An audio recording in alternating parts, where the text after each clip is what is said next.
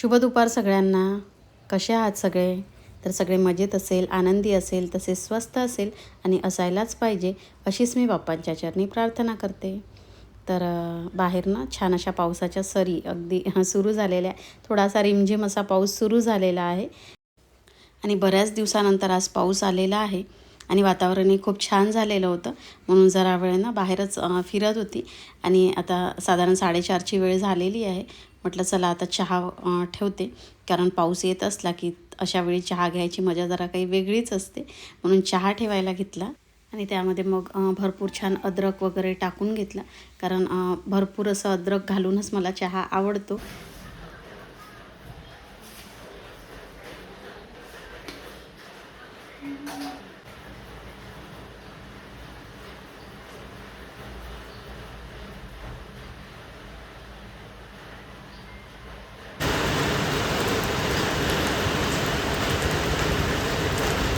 तर आता पाऊस देखील ना वाढलेला होता. सुरुवातीला जरा रिमझिम असा सुरू होता, मात्र आता पावसाने छानच जोर घेतलेला होता आणि आता चांगल्या पावसाची आवश्यकता देखील आहे, कारण खूप दिवसापासून पाऊसच आलेला नाही आहे. तर चला, इकडे माझा चहा झालेला होता आणि मग मी चहा वगैरे कपमध्ये काढून घेतला आणि बाहेर छान वातावरण झालेलं होतं, म्हणून मग बाहेरच बसून चहा वगैरे घेऊन घेतला.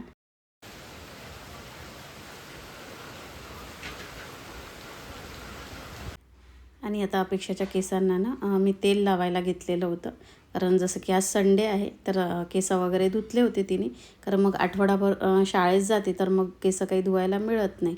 तर मग संडेलाच केस वगैरे छान धुवून घेत असते, म्हणून मग तिच्या केसांनाच ना तेल वगैरे लावून मी छान विंचरून देत होती, कारण तिचे ना जरा कर्ली केस असल्यामुळे थोडा गुंथा काढायलाही वेळ जातो तिचा. आणि आपण व्यवस्थित विंचरून दिले की वेणी छान होते, तशी ती करते. पण जशी पाहिजे तशी तिला काही जमत नाही, म्हणून छान केसांना तेल वगैरे लावून ना तिला वेणी करून दिली.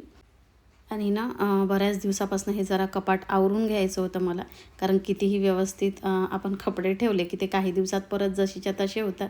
आणि खूप काही विस्कटले नव्हते, पण थोडेफार ते खराब झालं होतं कपाट.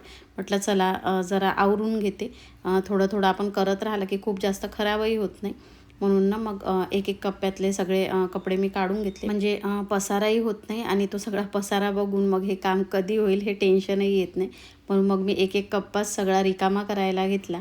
त्यानंतर तो पुसून घेतला आणि सगळे कपडे मग मी घडी करायला घेतले. यांचे सगळे कपडे मग मी सगळ्या व्यवस्थित घड्या वगैरे मारून ठेवून दिले आणि त्यांना लागले की ते प्रेस करत असतात. सगळे कपडे ते प्रेस करून काही ठेवत नाही. जेव्हा वेळेवर घालायचं आहे तेव्हाच ते प्रेस करत असतात. आणि सक्षमच्या बाबतीत म्हणायचं गेलं तर एखादा ड्रेस कधी घालायला काढतो आणि त्याला घालायचा नसेल तर आपल्या शेल्फमध्ये ठेवण्याऐवजी त्यांच्या शेल्फमध्ये तो ठेवून देत असतो. आणि जीन्स वगैरे असे असतात की जवळपास सारखे दिसतात, त्याच्यामुळे कधी समजून देखील येत नाही ते. कारण लांबीला म्हणायला गेलं की जवळपास दोघांचेही जीन्स हे जवळपास सारखेच असतात, त्याच्यामुळे तेही सगळे कपडे मला सॉर्टिंग करायचे होते. म्हणून मग मी दुसरा शेल्फही सगळा रिकामा करून घेतला ते सगळं सॉर्टिंग करण्यासाठी. आणि तोही मग पुसून सगळे कपडे वगैरेही सॉर्ट करून घेतले आणि व्यवस्थित ते सगळे ठेवून घेतले. आणि त्यानंतर जे काही खालचे शेल्फ पण राहिले होते तेही मग एक एक करून मी रिकामे केले आणि मग तेही सगळे व्यवस्थित सगळे कपडे वगैरे त्यातले लावून घेतले. आणि आता जो हा शेल्फ दिसत आहे तर तो मला सगळा रिकामा करून ते सगळं व्यवस्थित लावून घ्यायचं होतं, कारण आता पुढच्या कामांनाही जरा वेळ होता, म्हणून म्हटलं चला आता करून घेते बाकीची ही सगळी कामं. आणि एक काम काढलं की त्याच्यामागे मग दुसरं काम करायची इच्छा होते की चला हे देखील आपलं सगळं साफ होऊन जाईल, म्हणून मग तेच सगळं नीट करायला घेतलं होतं. आणि हे सगळं करण्यामध्ये बराच वेळ गेलेला होता, मात्र आज मला ते सगळं करूनच घ्यायचं होतं. आणि मग ते सगळे शेल्फ वगैरे मी पुसून घेतले आणि त्यानंतर सगळं सामानही तिथे जागच्या जागी व्यवस्थित लावून घेतलेलं होतं.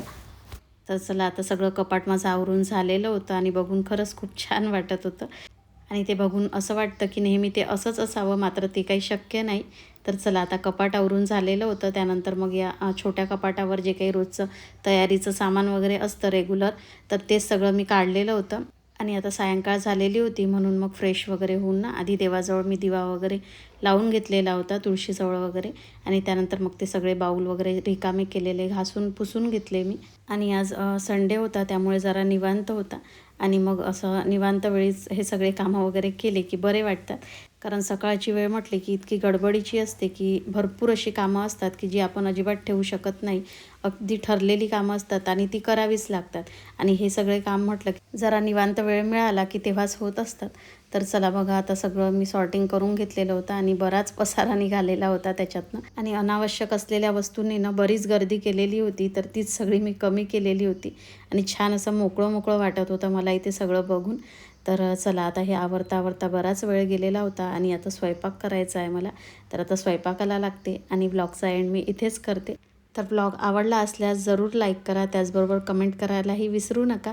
आणि व्लॉग आवडला असल्यास शेअरही करा. तर चला, भेटूया अशाच एका छानशा व्लॉगमध्ये. तोपर्यंत बाय बाय.